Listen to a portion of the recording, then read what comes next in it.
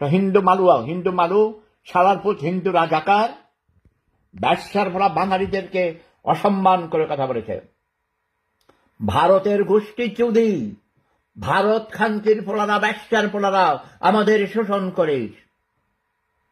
পাকিস্তান 24 বছরে যত শোষণ করে নাই, এই ভারতের এই কুত্তার বাচ্চারা 24 ঘন্টায় তার থেকে 1000 গুণ লুটপাট করে নিয়েছে বাংলাদেশ স্বাধীন হওয়ার আগ মুহূর্তে এবং পরেও এখনো শোষণ করছে।